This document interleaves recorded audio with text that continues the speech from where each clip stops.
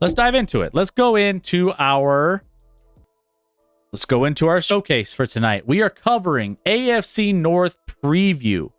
We're going to be talking about the teams that you see here, and then we're going to get into NFC next. But AFC North, Steelers, Ravens, Bengals, and Browns are on the docket. So before we dive into this, let's talk about the landscape of who should be winning this division in relation to Vegas odds. So currently odds in this division, Cincinnati Bengals plus 150 are favorites to win this division. Baltimore Ravens plus 210 right behind them.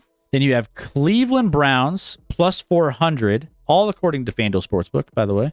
And the Pittsburgh Steelers plus 470, bringing up the tail as far as gambling Vegas odds. Nah, that can't be. That can't be. They got the best coach and the best quarterback, right? No.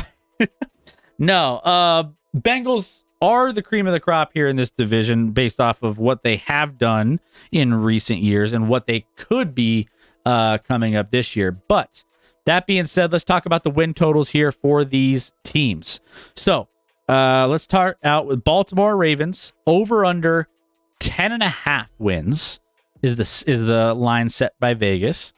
It's a big number. That's a big number. It's a big number for the Baltimore Ravens. Next up, the Cincinnati Bengals over under 11.5. Another big number. I'll take the over. So very big. That's a very, very big number. The under, by the way, under 11.5 for Cincinnati is minus 144. So you're getting pretty good odds there that they're probably not going to get to 12 wins potentially, but. And you can feel even better because Rec just said he'd take the over. Then yeah, 100%. Cashing that one in now. Cleveland with a surprising number here, over under 9.5. Hammer the under. The under is minus 134 here for the Cleveland Browns. So bet the opposite of Rec. Got it. Yeah, exactly. STG. What's up, STG? Doc, I'm leaving. And then finally in this division, we have the Pittsburgh Steelers over under. Rec, you have it at like over 14.5 or something crazy. We have it here at 8.5. And hammer the over. The over is minus 150 here in FanDuel Sportsbook. So yeah, because why wouldn't you bet the over? I mean, good coach. Good coach. To make up elite for talent. It's definitely not elite. No one would call that roster elite. But let's dive in here. So again, the Cincinnati Bengals are going to be favorites. But where do we want to start here? Do we want to start with your boys, Rec? You want to start with the Steelers? Let's get them out of the way. Let's get them out of the way. All right. All right. So Steelers are a team that kind of in a weird transition phase because they just have a nice young quarterback who's trying to, with small hands, that's trying to, work his way up into the world, right? He's trying to get in and see what we can see what the kid's got. Steelers were 26th in scoring offense last season, but they did have a top 10 defense. But realistically, all eyes are on Kenny Pickett, whether or not, people have been vouching, especially Rec, Doc, all you guys, all you Pittsburgh folks have been saying he's on the up and ups. He finished out the season strong. Now, still have Najee Harris, George Pickens, and Deontay Johnson, by the way. Deontay Johnson is another dynamic wide receiver. Again, TJ Watt, Cameron Hayward, Minkah Fitzpatrick, Rex boy there. So a lot of pieces there, but is it enough? We already saw the fact that they're picked last to come in as a division winner. So, Scotty, we're going to let Rec talk a little bit about it, but what are your thoughts on Pittsburgh? I don't know if I can say it better than Nick in the chat. Good coach, mid QB, and mid roster. Okay, done. Okay, on to the next one.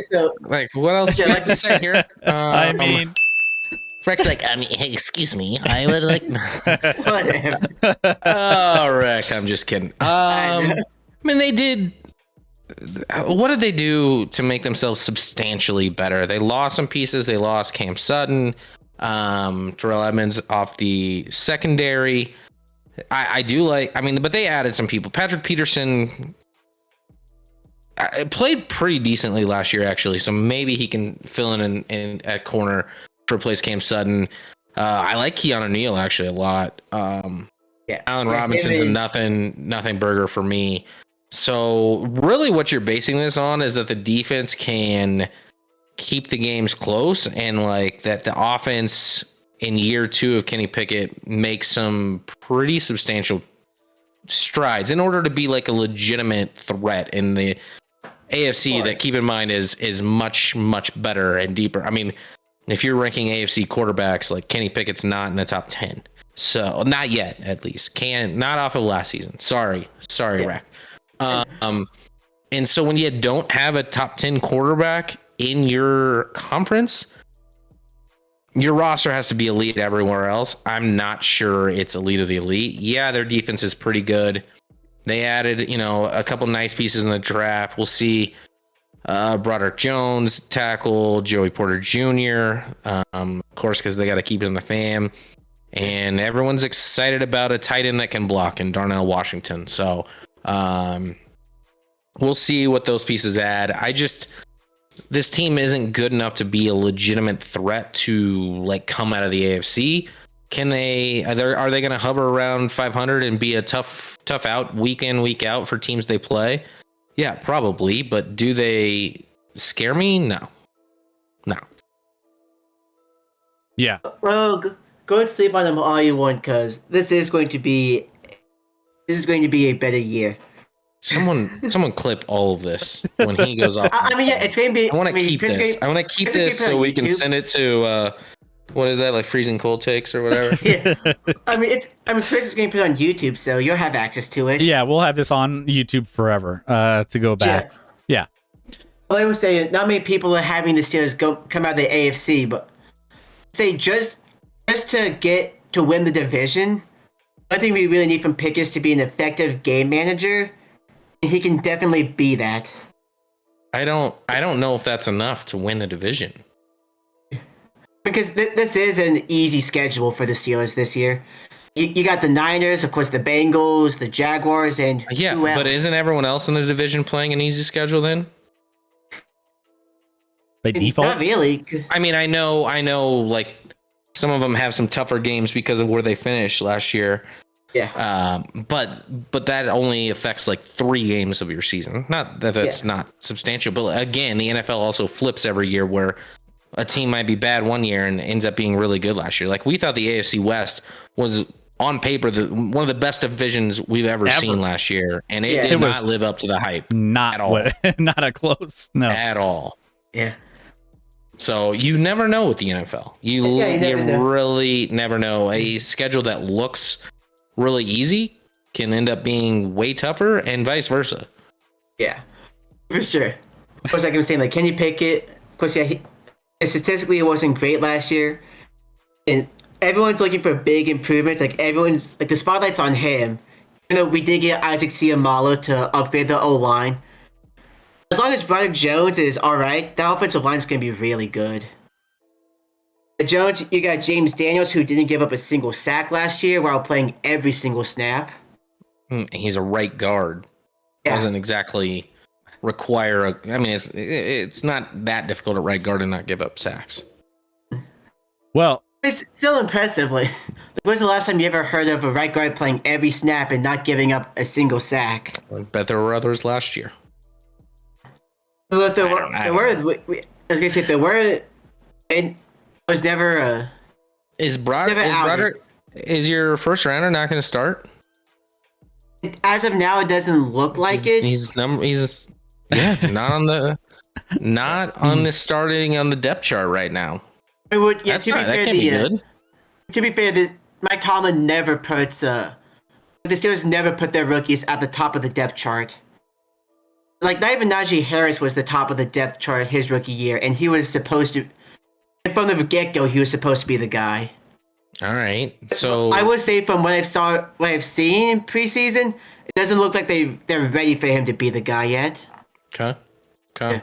Either way, the O-line still improved with Isaac Seumalo. Because when you say that he never puts rookies at first string, I believe Joey Porter Jr. is first string right now on the depth chart for. No, Patrick Peterson and Levi Wallace are first string. Well, but they put 3 out there. I mean, and the third one is Shannon Sullivan. Not according to ESPN. I'm looking at right now. I don't know. They actually only have 2 listed, and it's Patrick Peterson at left and Joey Porter at right. With Levi Wallace. Well, this is also why we don't trust ESPN for much. Well, I trust them more than you. Yeah. I think the Steelers official depth chart on their site has Joey Porter as a backup. I think Rec forgot Baltimore, Cleveland, and Cincy exist in this division. 16th, 20th, and 21st Steelers strength of schedule is 8th. Says Doc. I'm cautiously optimistic, but like how they have the Steelers so low. So yeah, I mean, again, you play the disrespect card if you want. If you're a Steelers fan, Rec and Doc. Oh yeah, I've been playing it all offseason. I mean, of course, at a corner, you're talking about Patrick Peterson. The good thing here is you're talking about Patrick Peterson aging, so he might not be as good as he was even last year. Yeah, Joey Porter Jr., who needs time to develop. It's perfect, so you got both guys in rotation. Well, you got both guys in rotation, so you're not forcing your entire load. The reality is you're going to need both of them. The reality is you're going to need both. And in the end, yeah, well, like at the same time on the field. No, we'll have Patrick Peterson and Joey Porter swapping out with Levi Wallace, who was good last year on the other side. Although they have been talking about experimenting with Peterson in the slot and as a backup safety. In the end, Rec, there's one thing that's going to be the reason why this team either is good or not this year, and that's Kenny Pickett taking the next step. That's like the only thing. Because again, what do we talk about in this league that wins games and wins championships? Yeah, defense. A good, really, really good coach and a really, really good quarterback combination. Where it's like defense winning championships is not. You don't really still believe that. I don't. No. Okay. It's a good coach and a good quarterback, both comboed together to be a legitimate team, right? That's what wins. And so you already have a good coach, right, Rec? So you're halfway there. The biggest thing is going to be whether or not Kenny Pickett can match the greatness of what you have as your head coach. Yeah, although I'd like to see Tomlin at least attempt to make adjustments in the game. Kenny Pickett would have also got off in the murder trial of O.J. Simpson because the glove would have been too big. The glove would have been too big. Although he's not the only guy. He's not the only guy in this picture that has small hands. Well, let's move on here. Scotty, is Steelers going to be better than the Ravens? No. I say yes. No. Is Pickett the QB with the tiny hands? Yes, correct. Yeah. I mean, Joe Burrow is too. From Big Ben to mid Pickett. We went from Big Ben to Big Ken. Can you ever trust a quarterback that wears 2 gloves? Because I sure as hell can't. I mean, you could trust Teddy Bridgewater until he got killed on the field. What? He was good at Minnesota, and then he was mid at Minnesota. I mean, he's been mid everywhere for the most part. Mid of the mid. He missed what, 2 seasons back to back? Teddy 2 gloves. Yeah. Look at his stats before. He was mid. All right, let's shift gears to another team here that we have pictured, and that is the Cleveland Browns, which, again, I just mentioned a little bit ago. Their win over under total for this season is, what did I say? It was like 9.5. Like 9.5. So what's the line on the under? Minus 134 for the under. So they're saying that the under's most likely going to hit, and over is plus 108. So you're getting plus money barely on the 9.5. But you have interesting things happening, right? We have Deshaun Watson playing a full season. You have their third currently in the division to win, odds-wise, the AFC North. But there's a lot to be intrigued about. They have a couple players on this team that I'm super high on, especially Chubb. Nick Chubb is going to be one of the best players in fantasy, so there's that. But dare I say, damn it, Rick. I was going to say, dare I say, you got a Chubb for Chubb? Chubby Chubb. Chubba. Yeah, I mean, is it just a half Chubb? It's getting no, he's brought it up a lot. It's a full Chubb. Lab After Dark is full effect. It's getting spicy in here right now. Full Chubb. He's getting all the action at running back. I mean, of course, he has a Chubb when he's on screen with someone that's chubby. Breck, you're not on screen. Yeah, I'm sorry. I'm chubby. You're a little bit more. I don't think he.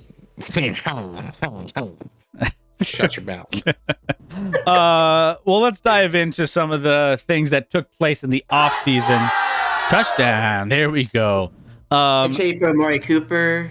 So you got Myles Garrett on the defensive line. You got Juan Thornhill from the Chiefs that came through, right?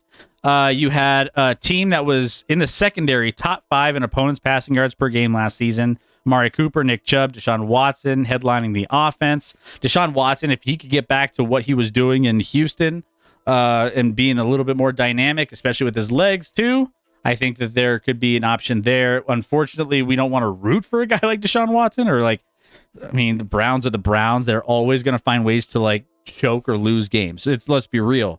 That's what they do. But this is what it's weird because the Browns always have the most optimism. What was it, a year ago or 2 years ago? They were like, "Oh, we're winning it all," and I can't. It was 2 years ago. They won a playoff game. Yeah. I forget against who. Maybe you can remind me, Rec. And then people were excited in the offseason about him, and then it didn't come to fruition exactly, Chris. And they just get their hopes up. So this doesn't seem any different to me than any other season that we've seen. Something's going to happen, and we're going to be talking about the Cleveland Browns being again a terrible team. That doesn't mean that there isn't value from their fantasy side. Obviously, there's going to be players that show out, but I mean, I don't see this team beating either of the teams ahead of them in Cincinnati or Baltimore. Yeah, I mean, it's weird that I almost think Pittsburgh and Cleveland are in a similar boat in some fashion of the biggest question mark and maybe all of the AFC North, Chris, is who is Deshaun Watson? Because obviously sat out a year and a half or whatever that was. Came back towards the latter part of last year, looked like dog shit, right? Was terrible. Didn't look good at all. So, I mean, that's a huge question mark. Is Deshaun Watson the guy that balled out at times, certainly in Houston for a lot of that stretch, or is he just kind of lost at this point? But I got my answer today, Chris, or whenever they played, because he went 3 for 3 in preseason this game for 5 yards. Looked great doing it. In my opinion of Deshaun Watson, and maybe I'm biased and I just don't want him to succeed, but I don't know if he's got it anymore. Even when he had it, it was just kind of a weird. He was not. I don't know how to explain it, but it seemed like it was just, even in his last year that he started in Houston, they won 3 games or whatever it was. They won 4 games. 4 and games. Davis Mills won as many. Yeah, but Watson put up phenomenal numbers, but a lot of that was in garbage time. I don't know that Watson's. I don't believe in Watson. Cuban said he seemed stiff last year for sure. Damn it, he's Cuban. not. It's a trap. Not getting the relief he needs during the week prior to the game. Anymore, at least, or so we think. Maybe he's bold enough to do it again. I don't know. Yeah, and this is the conclusion that you have come to. I think it's really hard for anyone that's not already a Browns fan to cheer for the Browns at this point. You want them, this whole move with Watson, to blow up in their face. You do, and I feel bad because obviously the Browns have been shit for forever. So for a while they were the underdog story, and people were let's cheer for them because they're they've been so pathetic for so long, and now they were so desperate that they made a move like that. I don't love it. But yeah, obviously they have Myles Garrett. He's a top 5 defensive edge rusher in the league every year. He's a monster. That D line is going to be a lot to handle. They add my boy Juan Thornhill from the Chiefs, he's a solid safety. I don't know that he's not like a world beater, but he's solid. But didn't do a ton outside of that.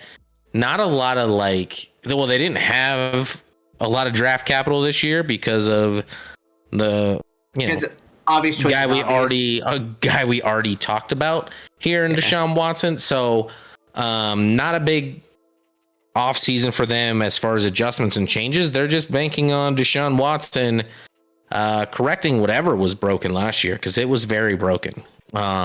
Very, very broken. They did add Jacoby Brissett. It wouldn't shock me at some point if Jacoby Brissett replaces Deshaun Watson. Jacoby Brissett was there last year. He left in the offseason. Jacoby Brissett. Yeah, because he started last year. Yeah, they got Dwayne Thompson-Robinson now, who's already capturing the heart of Browns fans. He's getting the preseason hype. But the problem is what did you give up for Watson? What did you do to get that's the problem. You sold your soul. You sold your soul. Evil. I like, or he said, or asked a question earlier, and we talked about this a little bit. What's the chance that Watson will be a top 5 quarterback this season? Slim to none. Now, well, it depends if we're talking about fantasy wide receiver. If you're talking about fantasy wide receiver, I think there's a decent chance he can. I don't think Watson plays receiver. Wait. No, he's received at times in the past. What? No. What did I say? QB or did I say receiver? You said wide receiver. Oh, sorry, QB. It's I read it wrong. Sorry. Top 5 QB this season. What's the chance Watson will be that top 5 QB? Zero. From a fantasy perspective, I wouldn't be shocked if he was in the top 10. Based off of just from fantasy perspective. I think he could easily. I mean, he was ranked, I think, he's in his own category. I think he was tier 2, 3 for us. No, tier 3 for us when we were talking about it. Go check that out on YouTube, by the way. Yeah, I think from a fantasy perspective, he's going to be in that conversation. Do I think he's going to be that for just a production winning games in the league standpoint? No, he's not a top 5 quarterback. This guy's sipping on that hydrate again. He's a haterade.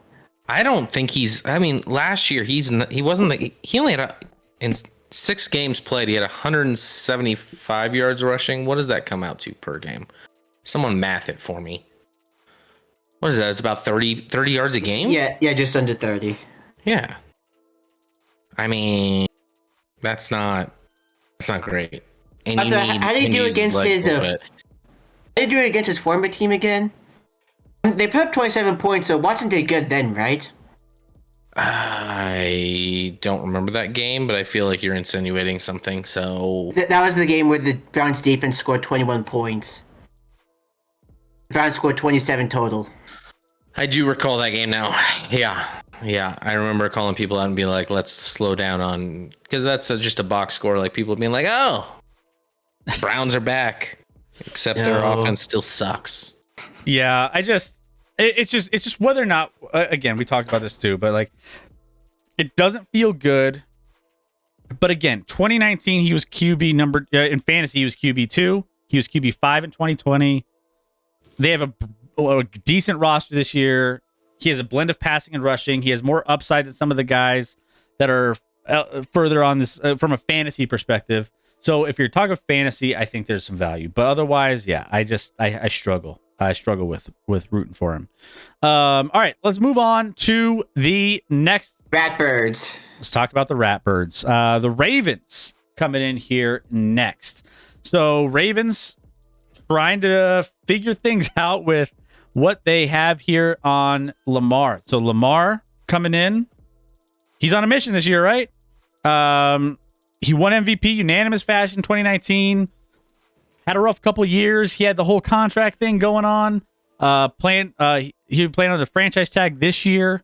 I mean, he's got some weapons. You got Mark Andrews, you got Dobbins, you got a little shift in the offensive game plan this year with the OC coming in and making a splash here. But they're trying to figure out and put some things around Lamar Jackson to make him just figure out what they got here and whether or not putting pieces around him is going to make a difference.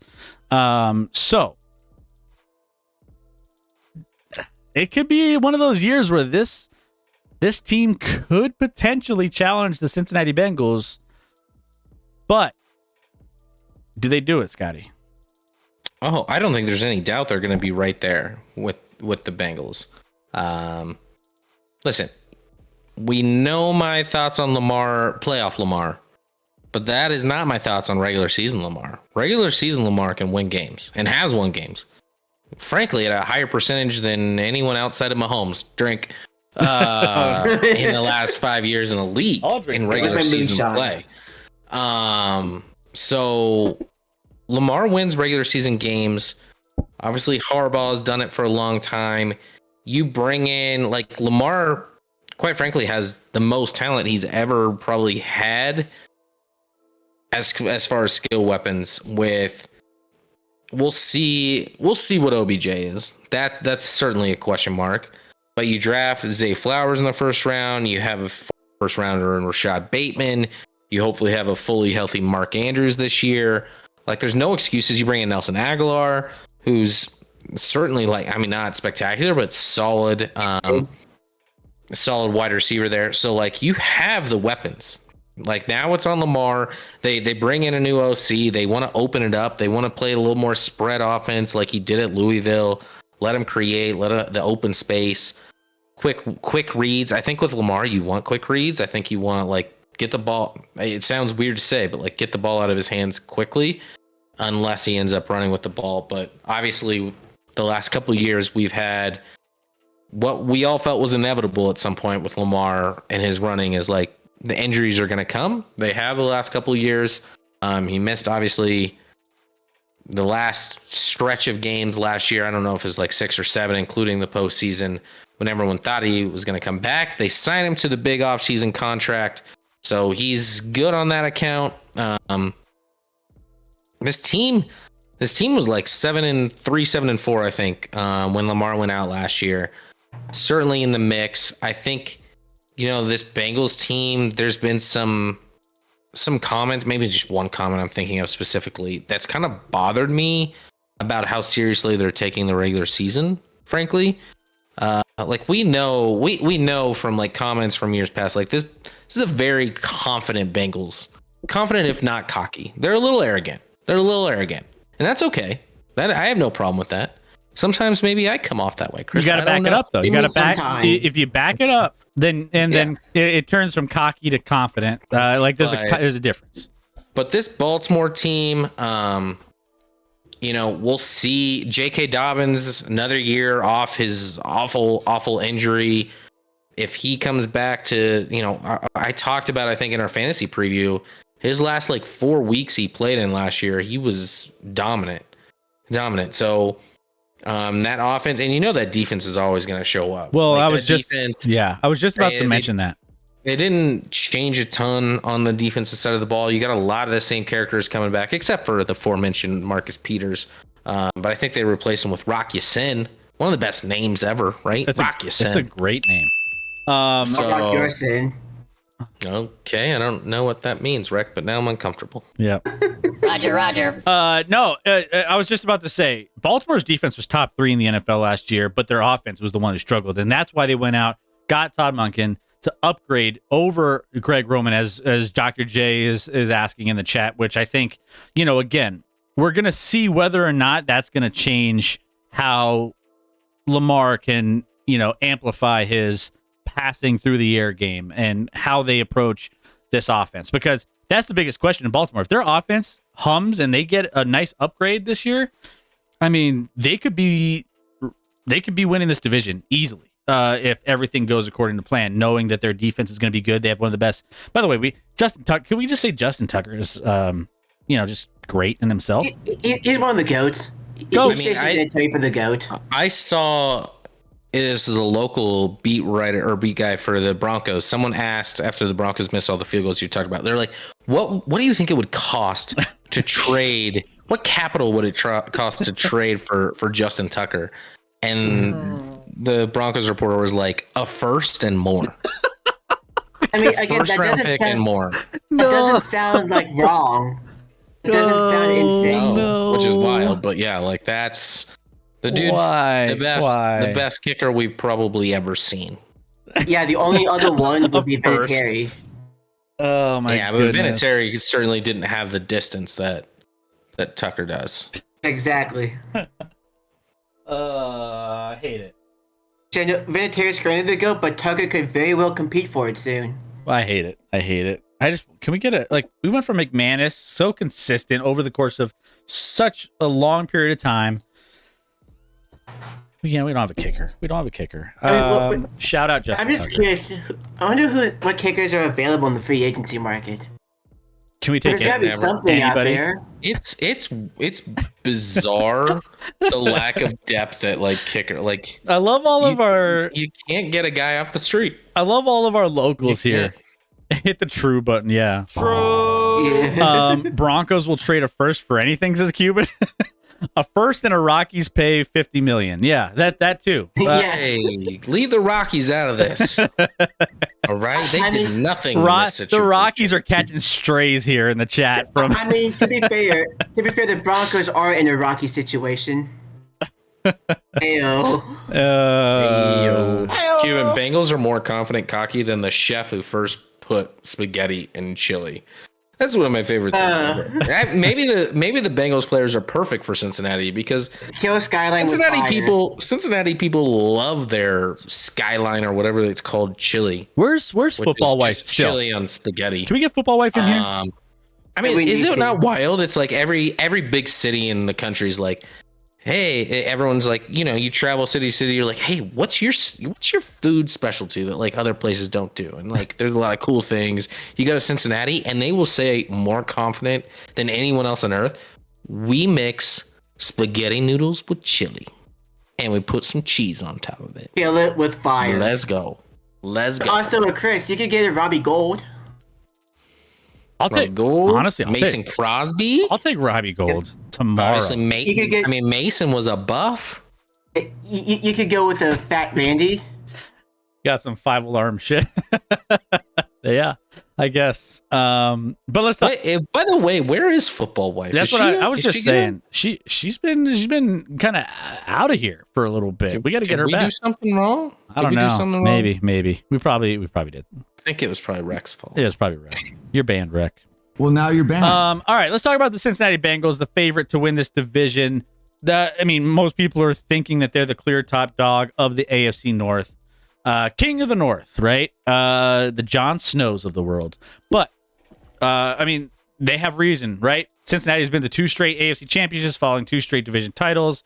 Joe Burrow has yet to win a Super Bowl, but he's already showed up and is starting to make some moves. They got the best wide receiving core, arguably, in the NFL with Jamar Chase, T. Higgins, Tyler Boyd.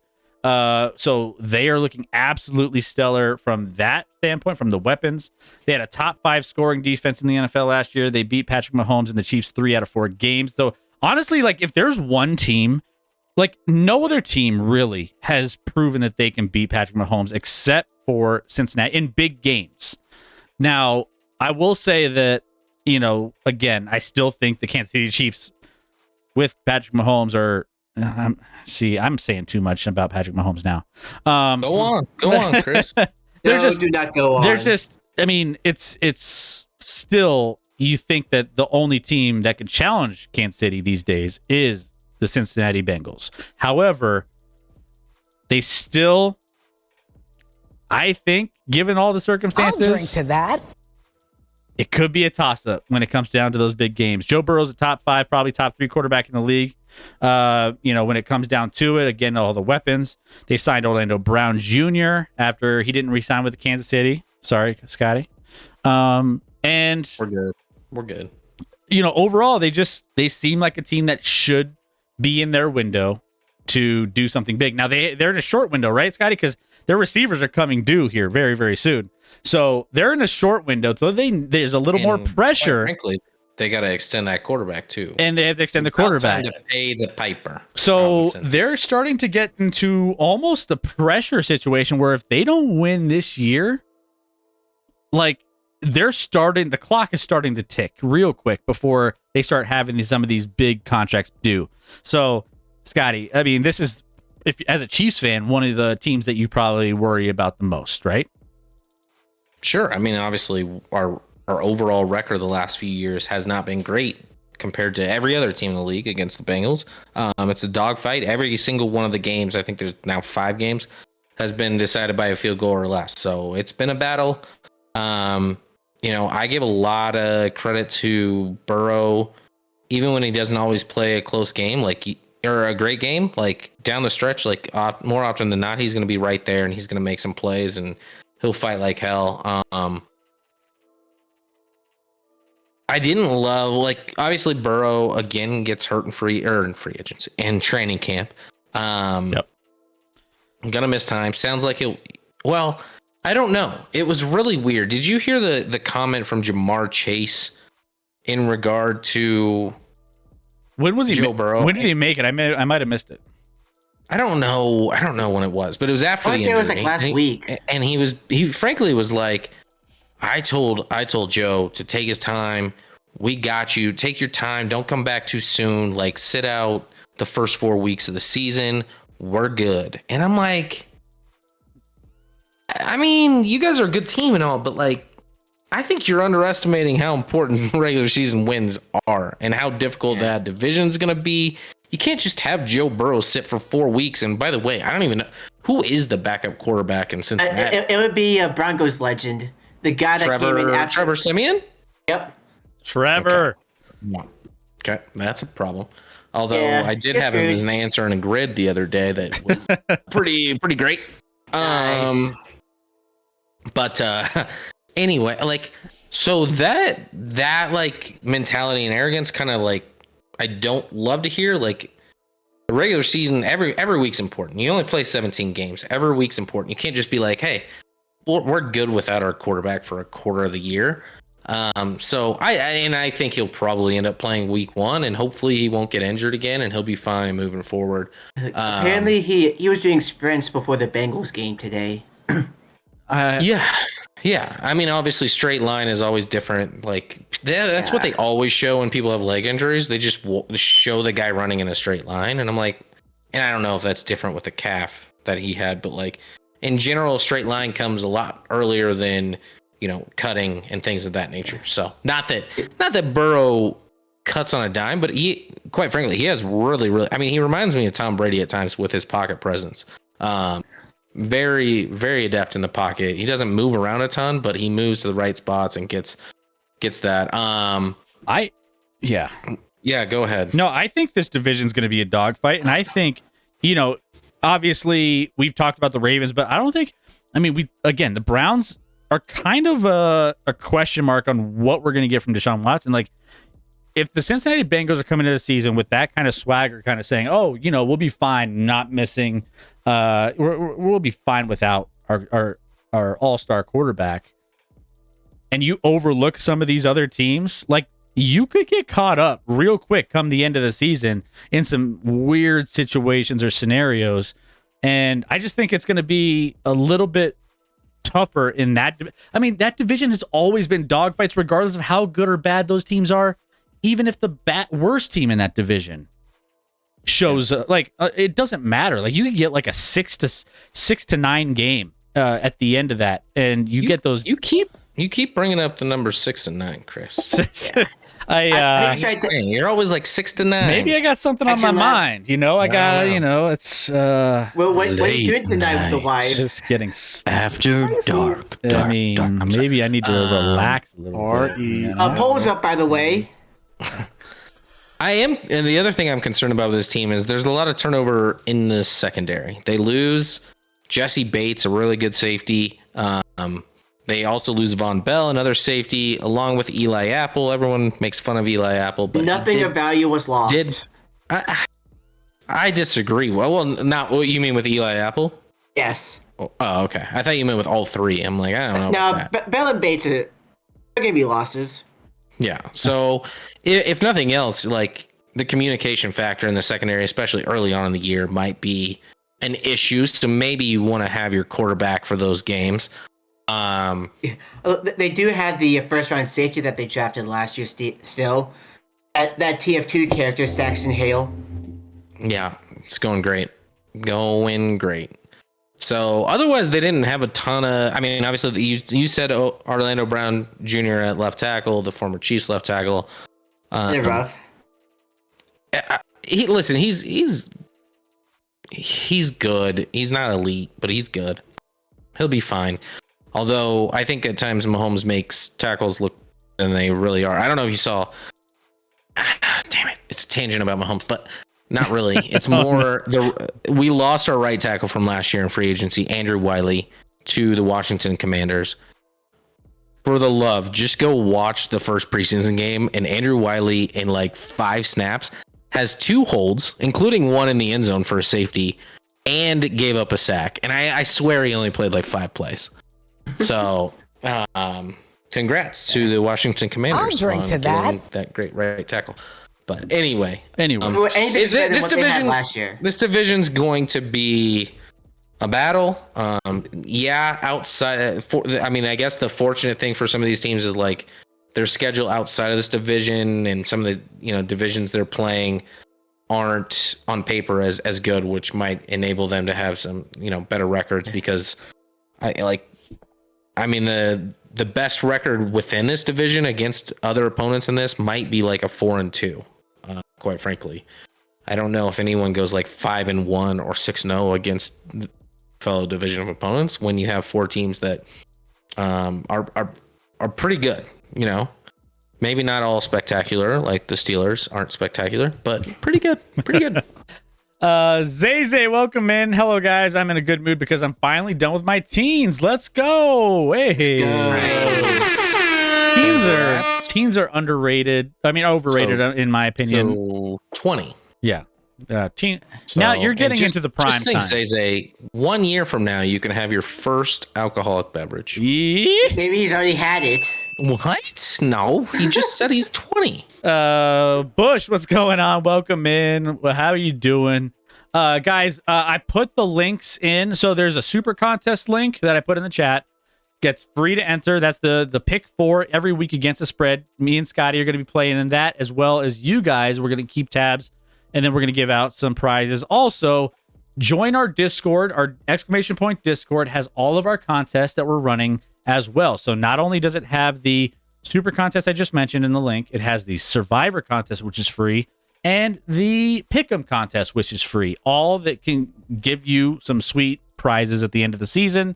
So guys, join in. The more the merrier, so we can talk trash with you in the Discord. But all the links are in the Discord, and you will have everything you need all right